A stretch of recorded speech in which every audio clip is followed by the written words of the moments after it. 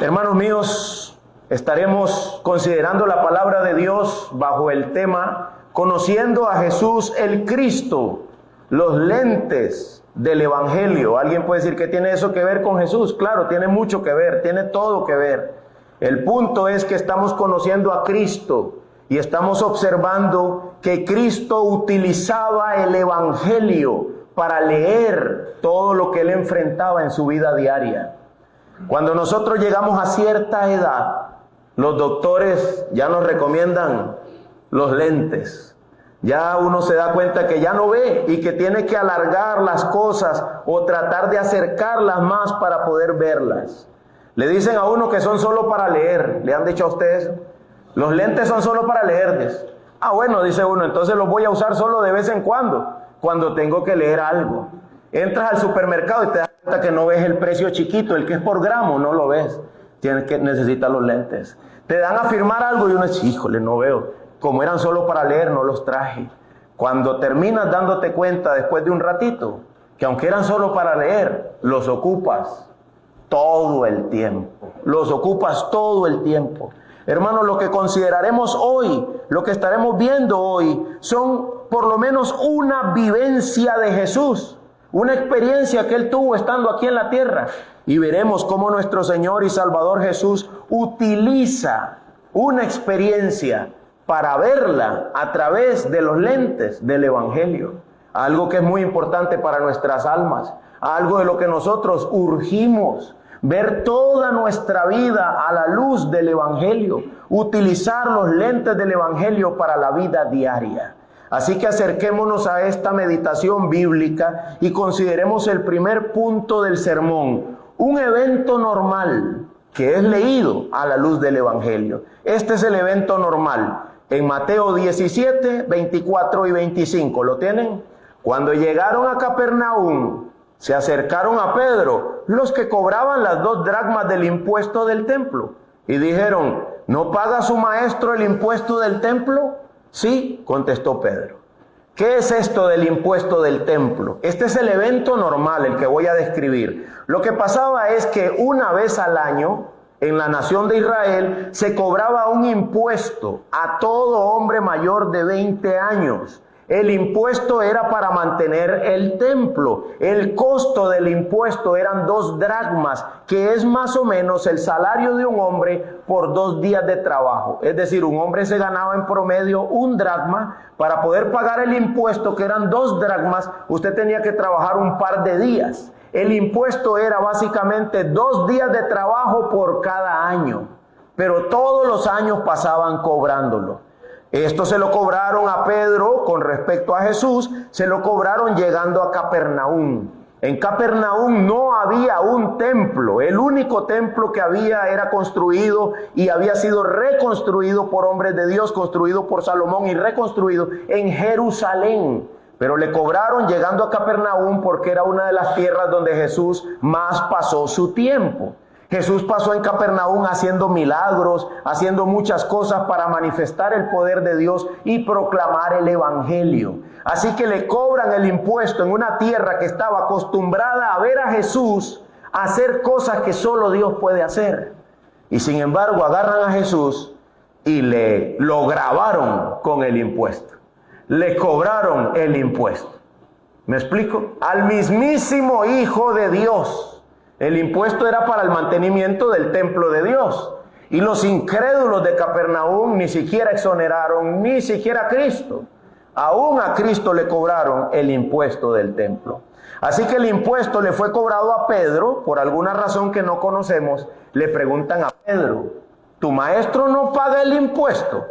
Y Pedro dice, sí lo paga. ¿Verdad? Pero no se sabe por qué le cobraron a Pedro. Puede ser porque Pedro era un discípulo muy sobresaliente.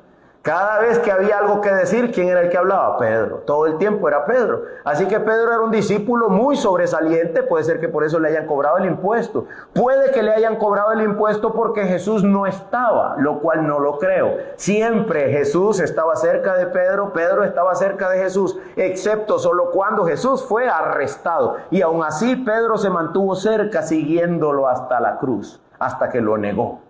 Una vez que lo negó, ya ahora sí se apartó de Jesús.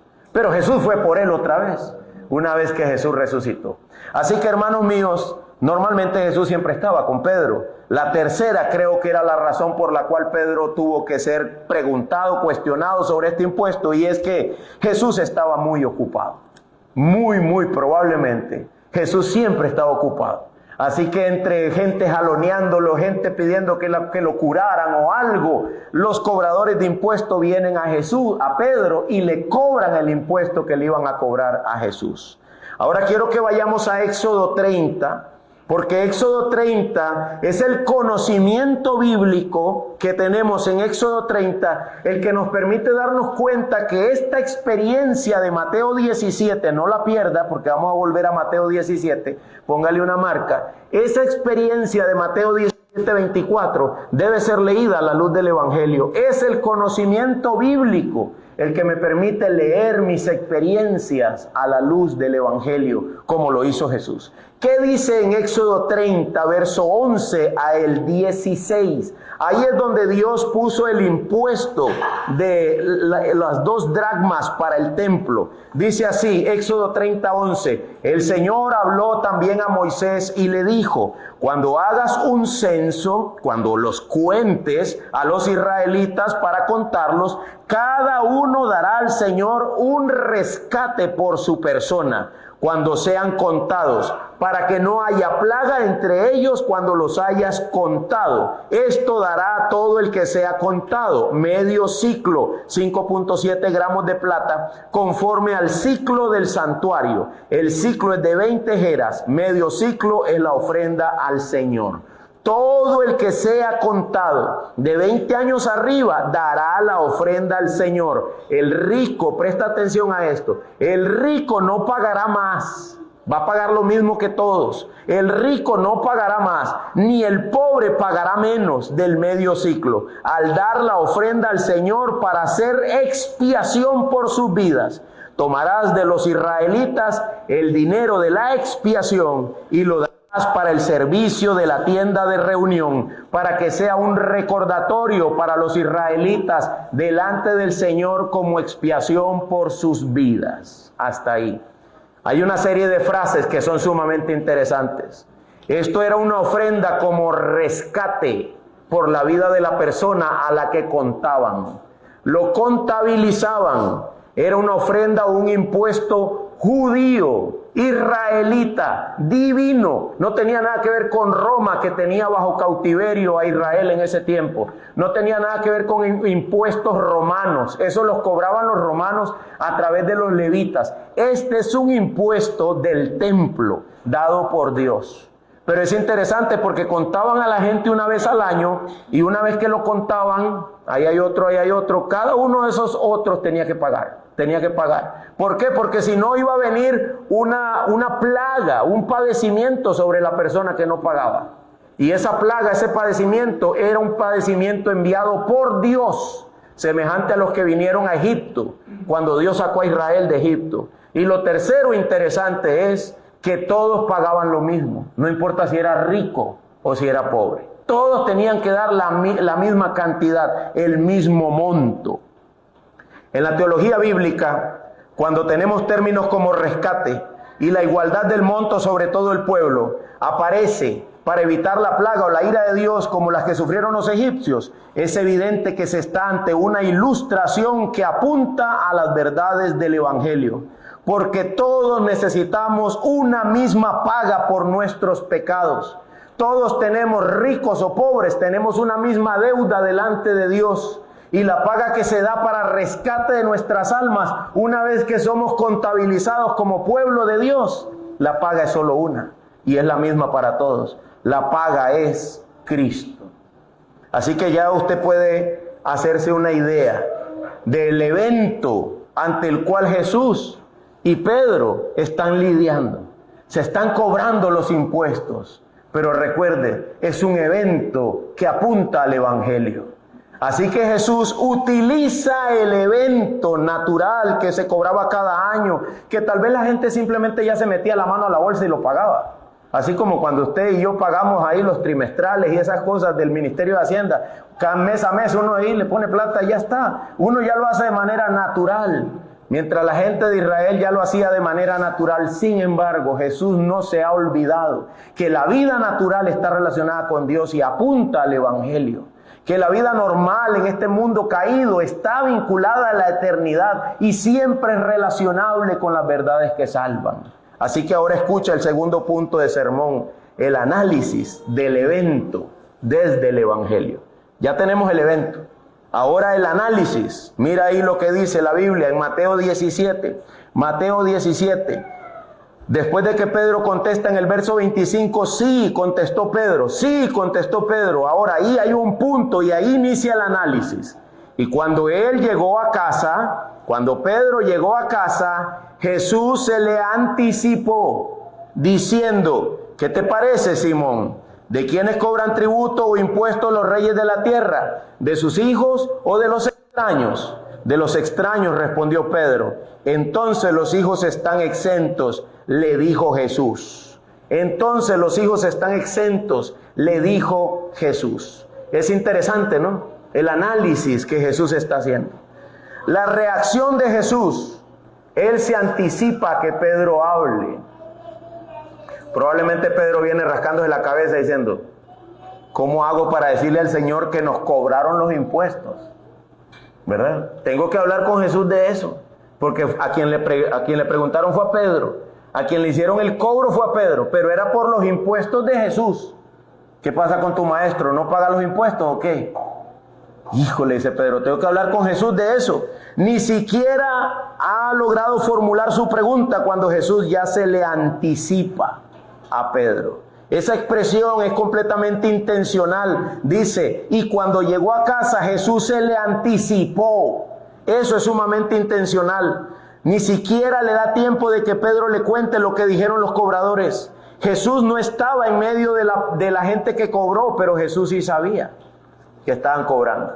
Jesús sabía que le habían cobrado a Pedro. Así que antes de que Pedro dijera algo, él mismo examina la experiencia bajo algo que en el pensamiento lógico se llama silogismo. ¿Qué es un silogismo? Un conjunto de ideas organizadas que demuestran un punto como válido y lógico. La lógica del análisis es la premisa mayor: los hijos del rey están exentos de pagar tributos en el reino de su padre. La premisa menor: Dios es el rey y Jesús es el Hijo de Dios y el templo le pertenece a Dios. Por lo tanto, esta es la conclusión: Jesús está exento de pagar el impuesto del templo. Eso es lo que Jesús está hablando con Pedro. ¿Qué te parece, Pedro? A ver, Pedro, ¿qué piensas? Dice, ¿de quiénes cobran los reyes los impuestos? Y Pedro dice, híjole, ¿cómo se dio cuenta este señor que nos habían cobrado el impuesto? Sí se dio cuenta, Él es Dios, Él lo sabe todo. Él sabe que lo habían grabado, que le había caído el ministerio de Hacienda bíblico, el que cuidaba el templo le había caído. Porque esto era para cada vez que contaban había que cobrar, así que ya los judíos habían puesto fecha. Vamos a contar una vez al año. Muy estratégico, ¿no? Así por fuerza todo el mundo tiene que pagar. Todos los principios de la Biblia habían sido retorcidos por esta nación judía rebelde contra Dios. Ahora cobraban una vez al año. Jesús sabía que estaban cobrando y le dice a Pedro, ¿qué te parece, Pedro? Los reyes de la tierra, cuando hay una monarquía, cuando hay un reinado, ellos pagan impuestos. Los reyes pagan, los hijos de los reyes pagan. Y dice Pedro, no, ellos no pagan, ellos le cobran a la gente, a los extraños, a los de abajo, al vulgo. Y Jesús dice, y entonces los hijos están exentos, ¿no? Es decir, entonces los hijos no tienen por qué pagar.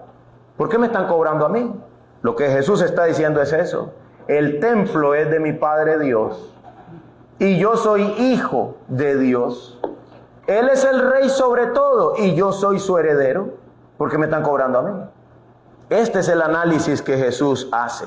Ese análisis lógico de parte de Jesús afirma su deidad. Jesús dijo ser igual a Dios. Jesús dijo ser autoritativo, soberano y tener dominio sobre toda la creación. ¿Por qué me cobran el impuesto? Si yo soy Dios, ¿cómo se les ocurre venir a cobrarme el impuesto?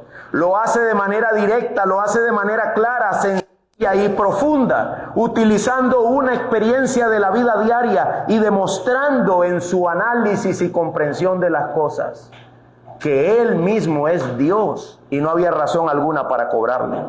Hermanos míos, todo esto va más allá de un simple cobro de impuestos.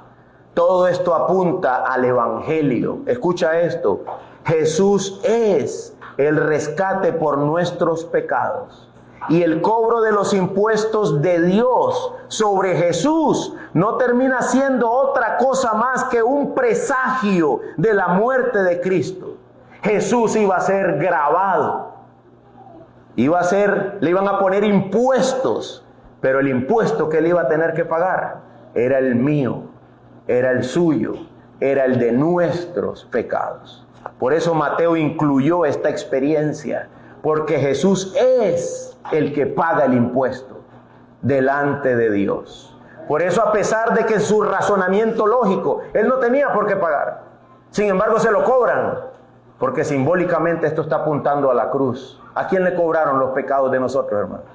A Cristo. Romanos capítulo 3, 24, lo que se considera la acrópolis de la Biblia, el punto más alto de las Escrituras. Romanos 3, 24, 26, lo que por lo menos Martín Lutero y Juan Calvino, los reformadores, consideraron el punto más alto de la Biblia. Dice así, Romanos 3, 24, todos son justificados gratuitamente por su gracia, por medio de la redención que ocurre en Cristo Jesús. A quien Dios, versículo 25, a quien Dios exhibió públicamente como propiciación por su sangre a través de la fe. Dios lo exhibió públicamente para pagar por nuestros pecados.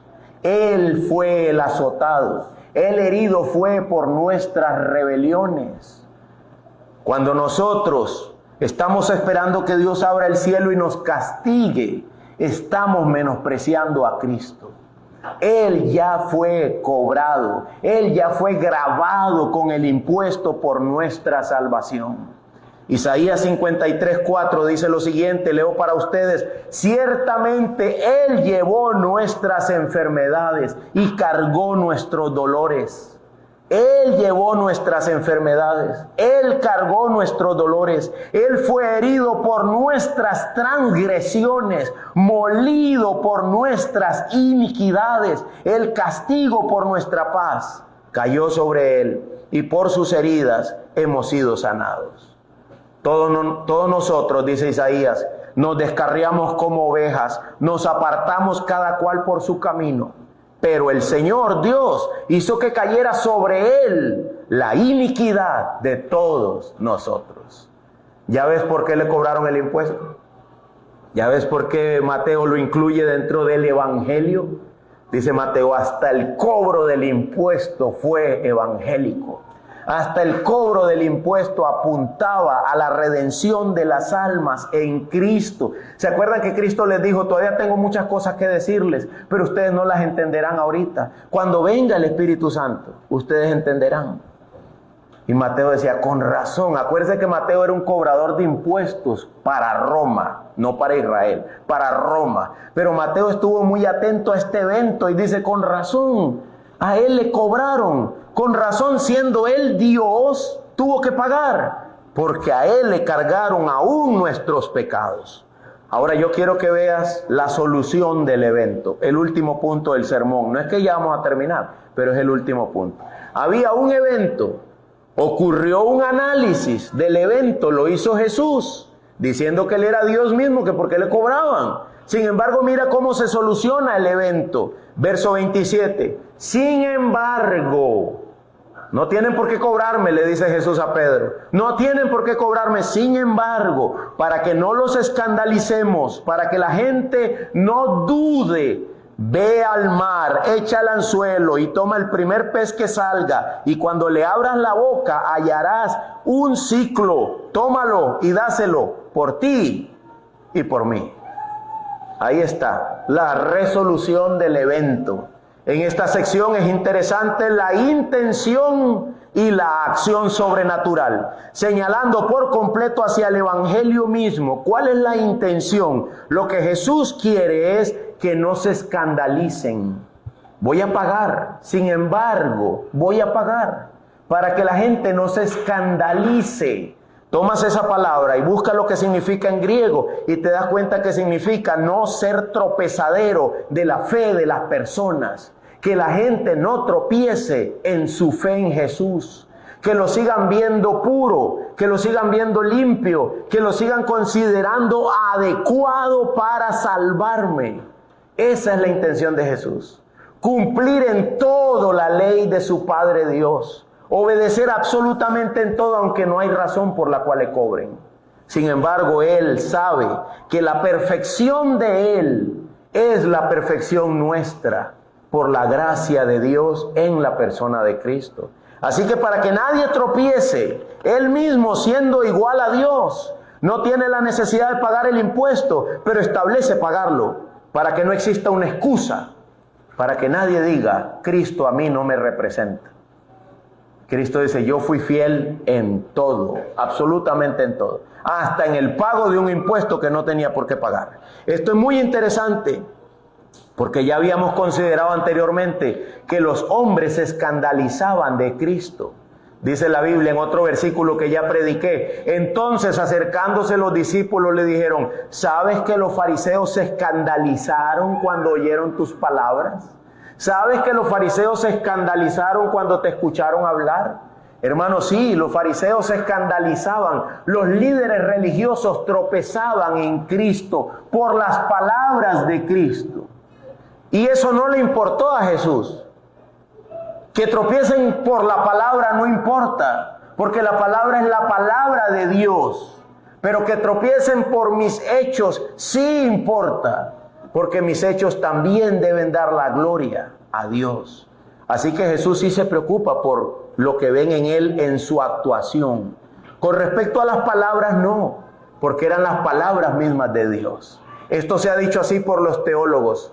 Si la predicación del Evangelio ofende, oféndelos, no importa.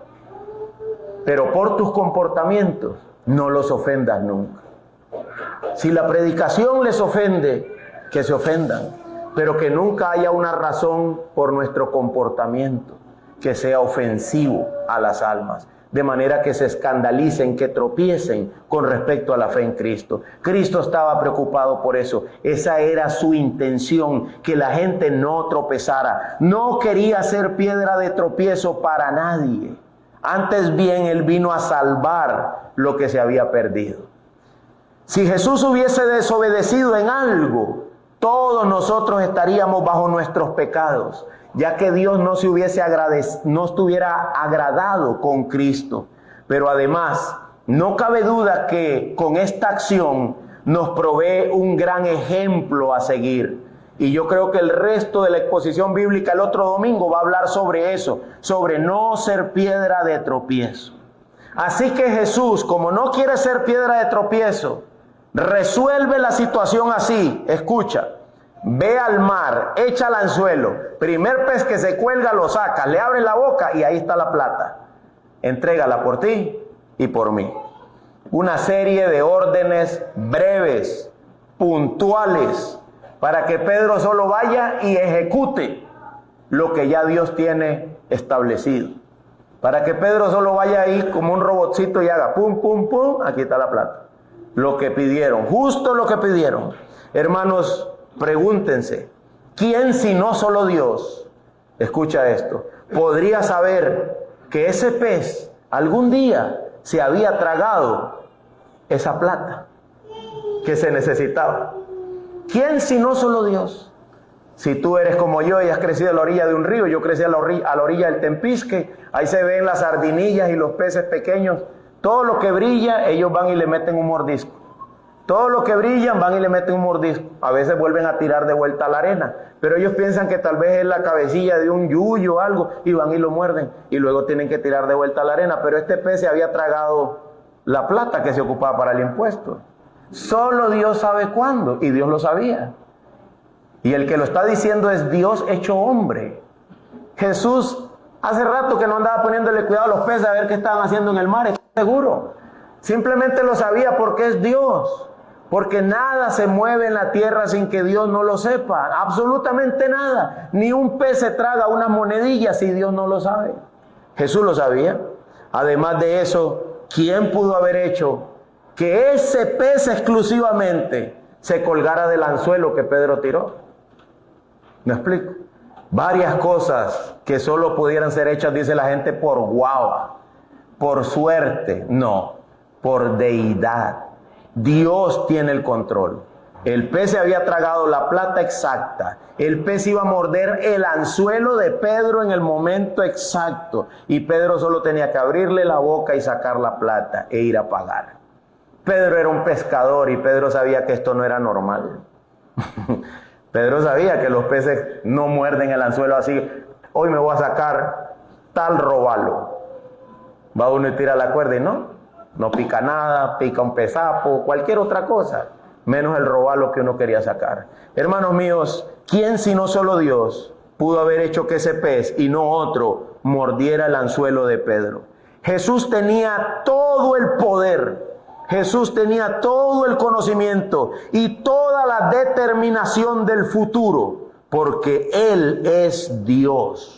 Dice Isaías, donde leímos hoy, acuérdense de las cosas anteriores ya pasadas, porque yo soy Dios, no hay otro. Yo soy Dios y no hay ninguno como yo, que declaro el fin desde el principio y desde la antigüedad lo que ha sido hecho. Yo digo, mi propósito será establecido y todo lo que quiero realizaré. Ese es el Dios del Antiguo Testamento. Y luego Jesús es Dios en el Nuevo Testamento, diciéndole a Pedro, ve y haz esto, esto y esto, y ahí está la plata, entrégala por ti y entrégala por mí. En esto consiste la gloria de Dios y la de su Hijo, en su supremacía, su poder para gobernar todas las cosas, aún sobre lo que algún día un pez se tragó y ahora se requería para pagar. Por último, este texto deja en evidencia algo más, y es el bendito poder de Dios, no solo para gobernar un pez, no solo para tener el conocimiento para saber que ahí está lo que se necesita, sino también para proveer rescate. ¿Se acuerdan de la palabra que se usó para imponer el impuesto? Cada uno dará un rescate por su alma, para que la mortandad por el juicio de Dios no viniera. Pues Jesús nos expone al Evangelio una vez más, al decir, ve y dáselo. Dale esa plata al cobrador de impuestos. Dásela, ¿por quién primero? ¿A quién era que le estaban cobrando el impuesto? A Jesús, no a Pedro, a Jesús. Pero el pez tenía suficiente plata en la boca por Pedro y por Cristo. Y primero es por ti. Ve y dáselo al cobrador de impuestos por ti. ¿Entiendes eso, hermano? Eso es el Evangelio mismo. El Evangelio mismo. Si la muerte fuera la que cobra el impuesto y dijera, ¿por qué te debo dejar entrar a la gloria? La respuesta sería, porque Cristo pagó por mí. Déjame entrar. Él fue el que proveyó todo. Él fue el que dio todo. Él es el que gobernó todo. Él fue el que me salvó. Me llamó de las tinieblas en las que yo estaba, completamente perdido, y pagó con su propia sangre el precio por mis pecados. Esa frase, hermanos, es una frase completamente evangélica. Pedro fue el gran bendecido del pago de los impuestos. Dáselo por ti y por mí. Jesús no tenía ni por qué pagar nada. No había ninguna razón por la cual ese impuesto recayera sobre él. Y si no hubiese pagado, igualmente no le hubiera pasado absolutamente nada. Porque él y el Padre uno son. La ira de Dios no hubiera venido sobre él. No era necesario que él pagara eso. Sin embargo, para que no tropiecen, para que no se escandalicen, ve y haz esto y paga por ti y por mí. Y toda la acción que Pedro hizo es una acción que no descansaba en Pedro. Pedro solo tenía que hacerlo. El que estaba haciendo que ocurriera era Dios detrás, gobernando absolutamente todo. Aplicaciones. Hermanos, hemos sido alcanzados por la gracia del Evangelio. alguien, y ese alguien es Dios, ha provisto en esta tierra la paga por nuestro pecado. Ha sido saldada la deuda con Dios por medio de Jesús. Él ha dicho, Jesús ha dicho, consumado es. En esa expresión está la frase, dáselo por ti, dáselo por ti. Esto es para el rescate de tu alma. Benditas palabras estas que nos recuerdan que Jesús, siendo Dios mismo, no tenía razón alguna por la cual descender a este mundo caído y sin embargo vino, tomó nuestra forma, se expuso a nuestros quebrantos, sufrió la vergüenza, la humillación en la cruz y dio la paga con eso por nuestros pecados. Hermano mío, ese es el Evangelio. Jesús analizó un simple cobro de impuestos desde una perspectiva completamente evangélica. Le puso los lentes del Evangelio a una situación de la vida diaria de la nación judía. Ese es el Evangelio. Disfrútalo. Escucha esto, hermano. Disfrútalo. Disfruta el Evangelio. Ya está pago el impuesto. Recréate en eso. Deleítate en eso. Alégrate en eso. Ya está pago el impuesto. Mi amor, nos van a cortar la luz. No hay plata. No eres un vago. Has estado esforzándote, pero ya no hay recurso. Alégrate. Todo está bien. El Señor pagó por mí. No el impuesto de la luz. Esa sí la van a cortar. Pero pagó el impuesto de mi alma. Eso no es nada. Mi amor, no hay comida. No te preocupes. No es por vagancia. Te has esforzado, pero vino hambre, vino necesidad, vino miseria y dolor. Descansa. La mayor deuda de tu alma ya está paga. Hoy podría cerrar los ojos y, como le dijo Cristo al ladrón, estar en el paraíso. Hoy estarás conmigo. Y oye cómo lo describió. El paraíso. Hoy estarás conmigo en el paraíso. Hermanos míos, la deuda ha sido pagada. Ese es el Evangelio. A su vez, así como Cristo lo hizo, que no tenía ninguna obligación para pagar ese impuesto, pero que una vez que se lo cobraron, lo analizó evangélicamente. A la vez, hermano mío, aprende a leer tus experiencias desde los lentes del Evangelio. Desde los lentes del Evangelio. Hermano mío, ¿alguien te quiere ofrecer algo? ¿Algo que implica pecado? ¿Algo que supuestamente tú necesitas? No es cierto, no lo necesitas. Si tienes a Cristo, no lo necesitas. Ya está, todo lo que yo necesito está en la persona y en la obra de Cristo. No mientas, Satanás. No mientas, mundanalidad. No mientas, pecado que aún mora en mí. No es cierto, no lo necesito. Cristo ha provisto todo lo que mi alma realmente ocupa. Recuerda, hermano mío, lo que dice la Biblia. Haya pues en vosotros la misma actitud que hubo también en Cristo Jesús, el cual, existiendo en forma de Dios, no consideró el ser igual a Dios como algo a que aferrarse, sino que se despojó a sí mismo, tomó forma de siervo, se hizo semejante a los hombres, ponga entre comillas, hasta le cobraron el impuesto, y hallándose en forma de hombre, se humilló él mismo, haciéndose obediente hasta la muerte, y muerte de cruz, para salvarnos. Y ahora lo que Pablo está diciendo es en Filipenses 2:5, haya ese mismo sentir también en ustedes. Humíllense, bajen, lean todo a la luz del Evangelio.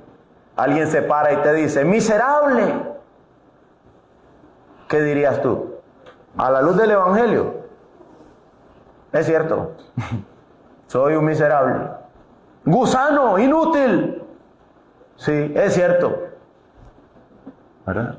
Lee todo a la luz del Evangelio. Es la verdad. Somos salvos solo por gracia. Aún Dios dice, cuando lo hayas hecho todo, considera que siervo inútil eres, porque no has hecho nada más que lo que yo te pedí. Y a veces ni eso. Dicen los predicadores pentecostales, somos candidatos a inútiles.